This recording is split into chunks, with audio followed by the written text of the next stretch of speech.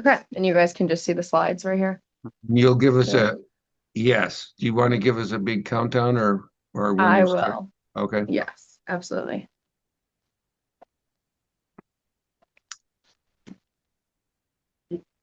Okay, I think this is going to be a good one. We have right now currently 39 people in the waiting room. That's a lot for right now.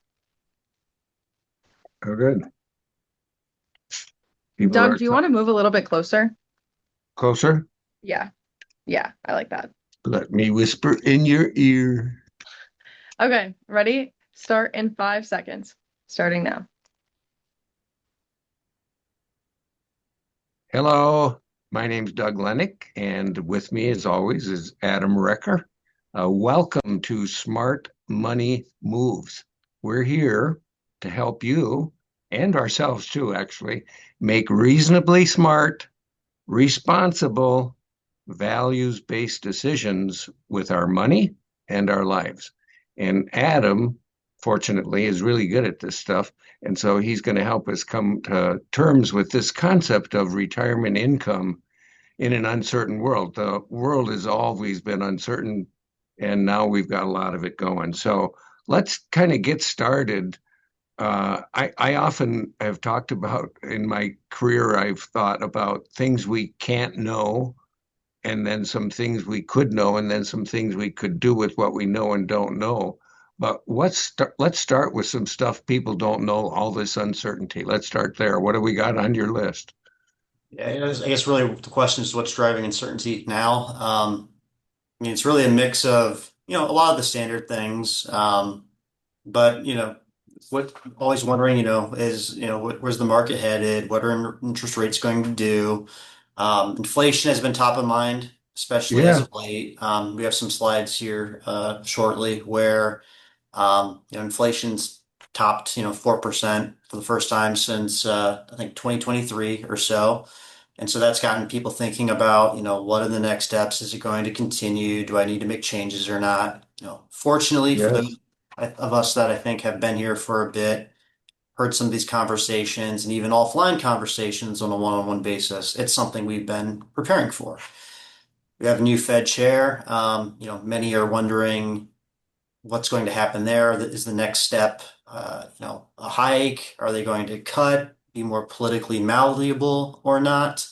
Well, and Um, we had the passing of Alan Greenspan these past mhm. few days, and 100 years old. And in my career, he was, of course, a major force, and coined that phrase, irrational exuberance, to decide investors how they were navigating uncertainty back in the 90s, with the excitement of the dot-com and the internet. So that's still all true. What you're saying is we don't know for sure what is going to be the price of gas. We hear it changes quite frequently. We don't know for sure who's going to win the fall term Yep. elections, all those things. So, and the Yep. fact is, that's your and our work is to not just stop there, but to realize there are things we can do with what we don't know, and we can be prepared. And that's where we're at. And I like that. Yep.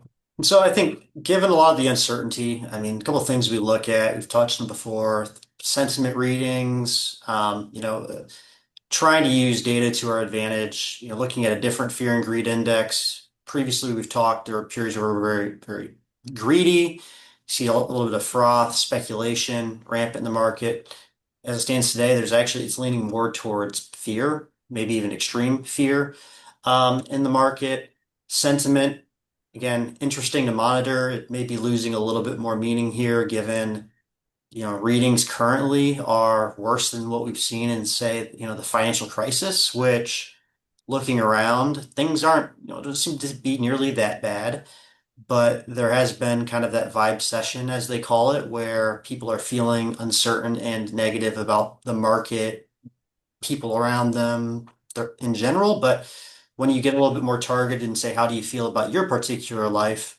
Many are actually feeling okay. And Yeah. so, Well, what was that? I don't remember when somebody used to say, maybe they still do, but they said a recession is when your neighbor is out of work, and a depression is when you're out of work. And I think it's similar kind of psychology. I personally am okay, but everything else we don't, and that's how people sometimes feel. So Yep. it's very interesting to get that feeling index because we still see the markets have been roaring. Yep. It's some of the uncertainty around the jobs picture, AI developments still feels a little bit early, but, and then again, inflation, I think on maybe the next slide might be coming up. As we mentioned, things aren't nearly as high as what they were, back in say 2022, 2023, the whole taper tantrum rate hikes that were very disruptive. But it's been a bit of an uptick relative to where it was over the past few years. Nothing extreme in the grand scheme of things, but what really seems to frustrate consumers is the next chart and hearing, well, inflation's moderating, it's not as high. It still doesn't change the fact that inflation cumulatively is at a much higher level than where it was, 3, 4, 5 years ago. And that's also continued over, throughout history. And so that's one of the topics around here on the uncertainty, the longer term planning. Some of the assumptions we make are important when it comes to navigating the full course of a retirement that could take, multiple decades. And so uncertainty around inflation rates, opportunities to invest in always matter through that lens. Well, and you just said something, you said multiple decades, and I don't want to blow by that so easily because I think when I was younger, people weren't planning for multiple decade retirements. Hmm. The idea was you retire, you die, Social Security works, and that's that.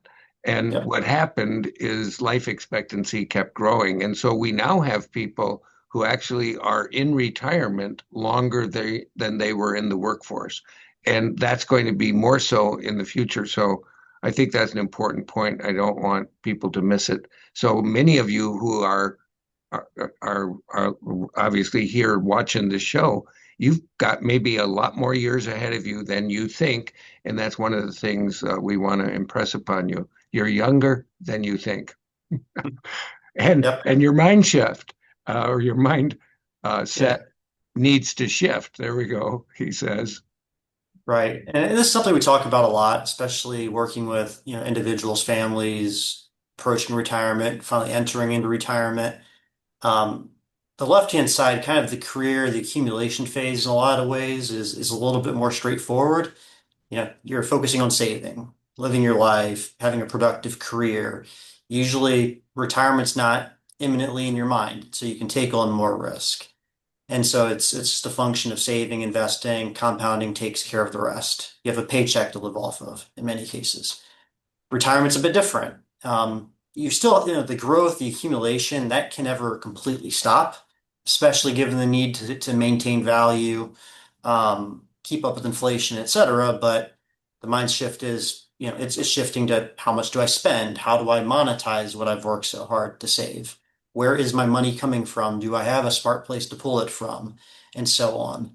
And then I think taking even a deeper dive on the next slide, looking at, maintaining the lifestyle, cash flow, sustainability, thinking about how do I navigate those multiple decades. And so luckily, we have an entire team that helps with that. Well, and Investment. it should be noted too. I sorry to interrupt, Adam, but I want to comment. Having being as old as I am, I've been in the industry or associated with it for more than half a century, and I can tell you that the industry, for the most part, got really good at helping people build wealth and accumulate wealth.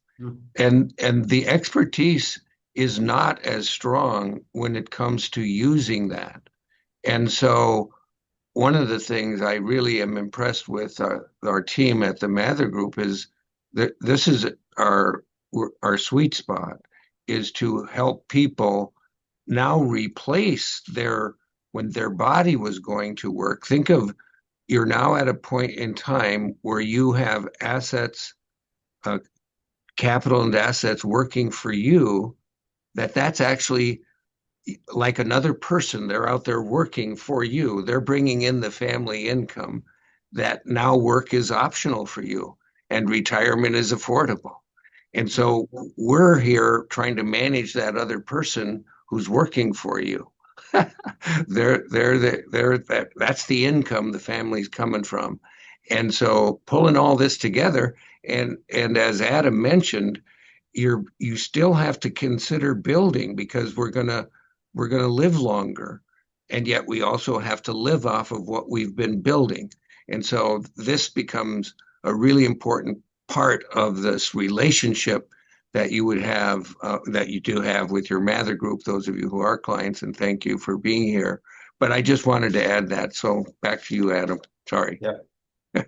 So I think kind of sticking on the topic of retirement and what all feeds into it, things to consider, risks.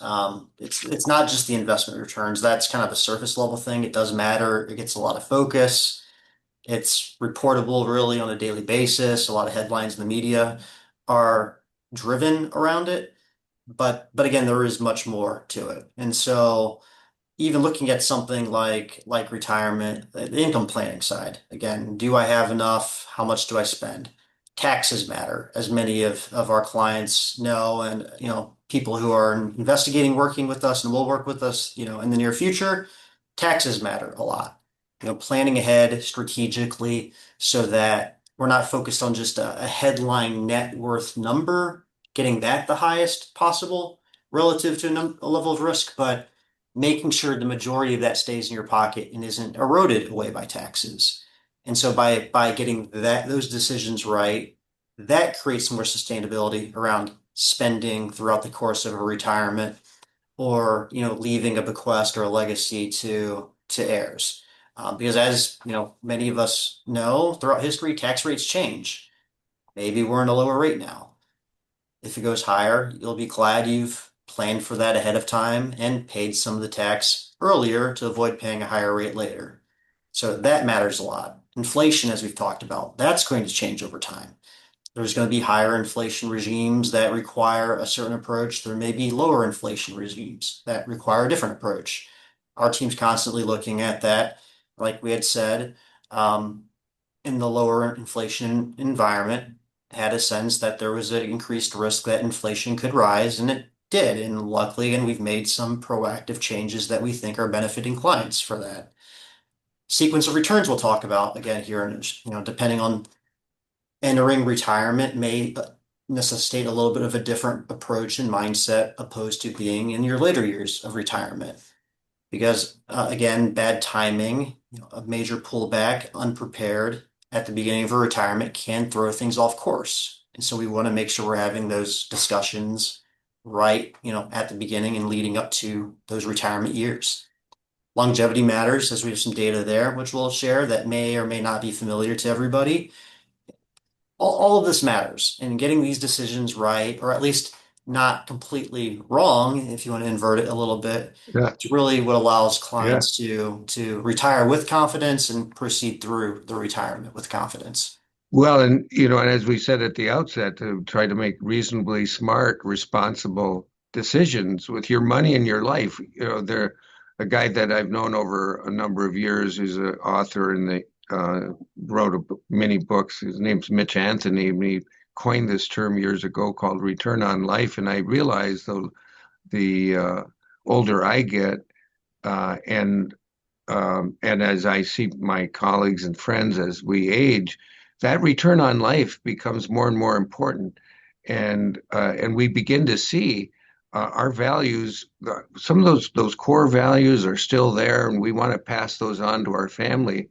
But we also start wanting to enjoy our family. So we see these kids that were babies, they grow up to be adults, and then they have babies, and it's really quite remarkable. And we really want this high return on life. And that's part of what we're here to do is to help people understand what is it that you care most about? How can we take care of all this stuff that kind of is important in order to fund it? How can we help that happen? And all these things, I like how you've looked at. There's some of the slides you have ahead that I don't want to keep you from, so I'll shut up. This Yeah, one in particular, I like a lot. yeah. So speaking to the sequence of return risk. Again, it's about, and this really feeds into that smart place to pull money mindset. Um, the best way to maybe illustrate here is you can make assumptions around, say, starting with $1 million, spending 4% a year, kind of consistent sort of approach over time. But you can look at scenarios where, say Scenario A has an, an X% return and Scenario B has the exact same return. The main difference between the two is there a pullback at the beginning of your retirement or somewhere later in retirement? And what the data shows is that really, if you're not prepared for it, and say the beginning of your retirement has a major downturn, and in that downturn, you are forced to pull money out at artificially low prices, sell things at a loss and spend versus running into the same scenario later in your retirement, the the scenario with the earlier downturn can actually cause you to deplete your assets at a more rapid pace, and in some instances, actually run out of money. To account for that, we have that smart money philosophy. And so thinking about the early years of retirement, we think about where are you going to pull money from? Probably taxable sources in many cases, if they're available. Maybe you have to pull from an IRA. It really depends on the client. But for those earlier expenses, whether it's, just spending needs or maybe tax bills for a Roth conversion strategy, or maybe a trip or multiple trips you've been saving for over the course of your retirement, or light working life, I should say, leading into retirement. Instead of putting that money at risk necessarily in the market and more speculative investments, make sure it's in something safe where those needs are covered. Almost taking a bucketing approach in a sense, where you can take more risk in kind of a longer dated bucket, but make sure those near-term needs are covered so that if the market falls, we aren't forced to sell stocks or investments at artificially low or suppressed prices. Instead, we can spend, meet our needs. We're not taking a loss. We can ride through the market volatility, and perhaps if we haven't taken on too much risk in the front end, actually go on the offensive, rebalance, and buy into the weakness to benefit from the eventual recovery. But for all of this to work, we can't take on excessive or inappropriate levels of risk, especially before a time arises that you need money that can't be at risk at all times. Conversely, we want to make sure that clients aren't being overly conservative too, because you need to have, again, if we're expecting to have maybe multiple decades in retirement, you have to earn some sort of return. And so I think on the next slide covers this in a fairly interesting manner, because many are often worried, well, the market may be at an all-time high. And one of the things that we know and we see in the data is that, believe it or not, all-time highs tend to lead to more all-time highs. In fact, investing at a peak may lead to even better returns than investing at any other time in the market. But of course, there is the risk that some of those peaks are interim market tops and lead to major drawdowns. And so, really, to be more educational, inspirational, if you will, even if you mistime part of your investments and you invest them at the absolute peak. And Now, as I look at this chart, Adam, I just have to yeah. I might be the only one who laughs at myself here, but as I look at this, I started my investing career. I was 20 years old in 1972, and I started my training in 1973. 1972 Mhm. was the first year the Dow Jones closed the year, ended the year, December 31st, 1972, above 1,000. It was 1,020. And the next time the Dow Jones went above 1,000 was 1982, and it went to 1,047. And I used to joke about this. It didn't go straight up those 27 points. It kind of zigged and zagged its way, and it spent most of its time in there. And everything that you're talking about here speaks to what we're talking about, which is if one is prepared for the truth, which is uncertainty. The truth is uncertainty. Things will go up and they will go down. But whenever you need money, if there's a smart place, we have a smart place to get it. We can avoid the big mistakes that Adam was talking about, sometimes take advantage of the opportunities. And so this is a really important slide. I thought I'd emphasize that point. Yeah. I mean, this kind of shows some of the less good scenarios out there, and they're still pretty good if you can survive the short term to intermediate term and have the benefit of the long term. And so, really, it's meant to kind of show, you can't be overly risky. You have to plan for inevitable adversity, and I think we do a good job of doing that and figuring out ways to take advantage of downturns in the market. But at the same time, markets being elevated or have the fact that growth has happened is also not a good reason to stay on the sidelines and not invest at all either. And so we want to Yeah. avoid both extremes. Yeah, generally speaking, because we don't know what's going to happen, and we really don't, then we have to be ready for whatever can happen. And so the markets do go up and they do come down. And when they're down, it doesn't require us to sell if we need money unless we have no place else to get it. And that's what Adam is talking about and what the wealth advisors will be doing with you and the team. And that whole team of people is responsible for making sure that we're paying attention to what really matters to you and that we're adjusting what we're doing so that you can continue to enjoy the retirement that you worked hard to have. And for those of you who aren't there yet, we'll be doing this for you then too. Yeah. Yeah. So, what are some other risks, I think, is kind of the next point, and we've touched on them some slightly here, but things like longevity risk, inflation, taxes, healthcare, spending changes over time. I think the next couple slides cover some of that. So, on the next one, I think a very quick one, inflation, quick visual, $10 isn't what it used to be, or a dollar doesn't buy what it used to. As we've shown from the CPI numbers, kind of the compounding of that inflation over time, it's a fact of life. Absent running into deflation, we need some sort of growth to maintain that purchasing power because the expectation is that goods are going to get more expensive over time. I think the next chart, what happens to spending? So kind of the uncertainty around it. Um, what we know from the data is that spending needs change over time too. And so you have to make some assumptions over the near to intermediate future, but financial planning is really an exercise in flexibility. We can see that as you kind of progress through age, working years, raising a family, expenses naturally go up. And even looking at earlier years of retirement, go-go years may have increased levels of spending. But for many, as you progress through life, the later years, maybe not as active, spending tends to go lower, and the things that you spend on tend to change too. Instead of maybe more vacations or more consumption, it might be spending on things like healthcare, at least in this environment. And so being aware of that should also be encouraging in that it things aren't etched in stone. Again, we have to be flexible, open to changing. And so keeping sight of some of these dynamics should also be encouraging when looking to spend in those early years of retirement, because the same spending isn't going to last or persist maybe the same way that you think today.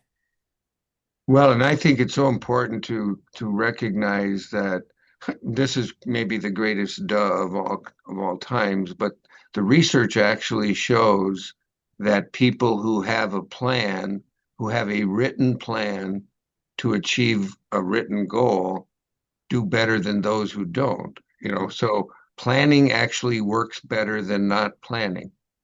And that's why I say maybe that's a duh, of course, but people often avoid it because of the various little phobias they have. And what I like to encourage people to do is kind of take that urge and go ahead and engage in a conversation with one of the wealth managers, one of the advisors here, and talk about it because it really can matter. If you do the planning, it makes a world of difference. And that's where you get all the benefits of the integration of tax strategy, investment strategy, risk management strategy, tax, estate planning, etc. They all Mhm. come together in that bucket, and Adam's been talking about. So Yep. back to life expectancy. Yeah, another interesting thing that probably doesn't come up on most calls, but just looking at the data and how things have progressed over time, is something that we think about. And so, life expectancy at birth, and so they don't update it always in the most timely manner, but even through 2024, and I would expect things are even better now. Back in 1980, someone who was born in the U.S. would expect to live maybe approaching 74 years.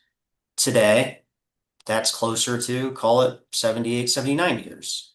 And you've seen that trend really across the world. Now the US has been lagging ever since then, but still, increasing over time. And there's reasons for the gap, actually more attributable to missteps, accidents, things like that in earlier years of life, for one reason or another, which is again another conversation maybe for another day. But the trend has been positive. And what we see, and this is something that more comes down to, I think, statistics on the next chart, is comparing your life expectancy at birth to how it changes as you progress through life tends to have the relationship that as you progress through life, achieve additional years of life and really navigate some of those earlier, maybe missteps, accidents that may befall younger Americans and say reach your 50s. Instead of having a life expectancy of, say, 78, 79 years on average for men and women at age 50, it's actually you live maybe on average to 80 or 83. As you approach to 60, you live 10 more years, your expectancy actually goes up another 2 or 3 years. You become 70, it's now 85 or 87 you're looking at. And Yep. so when you start to think It about, keeps happening. And, yeah, and interestingly, Adam, my mother-in-law, I know I've mentioned this to you, but not to all of our viewers. My mother-in-law is 96 years old, mhm, and she still lives in her own home. One of her daughters lives with her, but she's 96. And one of the things that I know made a big difference in her life is when I was able to help her understand that she could afford to live. I mhm, mean, just knowing she wasn't going to run out of money. I remember the day, because I used to say you can afford to be 100. And the truth is she can afford to live longer than that, but I didn't think she would believe any of those numbers. So a couple of years ago when she was like 92, I said, I've been a little bit off on the number. I said, truth is, you could really live. And she got a little bit of a, what happened? And I said, truth is, you could live a lot longer. I just didn't think you'd believe me. And she goes, oh, Doug. And so that lack of stress that comes from being prepared that Adam is talking about, the stress reduction, adds some time to that life and all the other things that are going on. So I just thought I'd add that in. yes. And so again, I think from an encouraging standpoint, you can see how someone, you work for 30, 40 years, say you retire, some maybe more in their 60s, but maybe at 60, mid 50s, depending on who you are, it's entirely possible you could live the same amount you worked in retirement. And so again, and there's a lot that can happen. And so in summary, though, that retirement, it's going to, really incorporate a lot of different things. It's going to be the investment strategy, the income piece, how do you spend the assets, grow more, taxes, integration of Social Security. And again, depending on longevity and expectations around, personal history and things like that, there's decisions that can be made there. Healthcare, staying healthy and preparing to live, many years in retirement has an effect. It's something I'm thinking about more and more these days. Um, Estate planning and then, spending all that time and figuring out how do you best leave a legacy and, um, you know, And it's we're adding a little twist in here at the Mather Group on the legacy planning, and we're starting to help have conversations about living your legacy, which people find is kind of a fun little catch. It's like, huh, that's kind of interesting because we leaving a legacy, this is a bad joke, but all you have to do is die, and then people talk about you, and you will have left that legacy. But we're talking about more positive things. Sorry, I at least got you to laugh on that one, Adam. So we forgot to ask for questions. That was my fault. I'm supposed to do that at the very beginning. So those of you who have been here before, if you have questions, bring them right at the beginning and let us know, and we'll try to get to them. Key Yeah. takeaways. Go, Adam. Yep. So it's again, it's not just the investments. That's why we spend some time talking about markets, things we see, but there's a lot more that goes into it.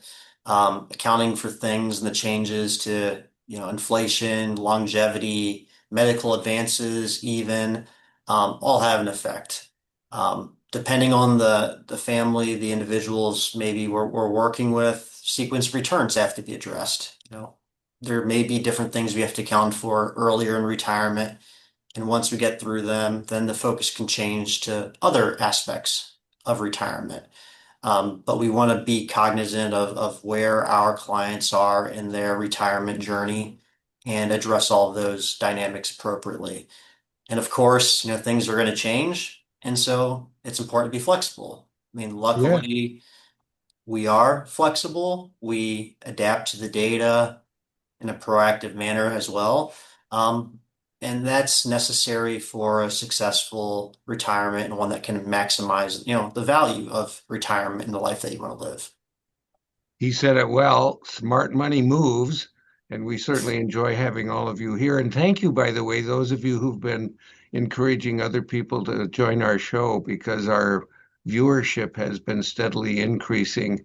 And we know the foundation for growth is retention. That means some of you are coming back, and then you're adding in new ones. So thanks very much. We enjoy it. See you next month.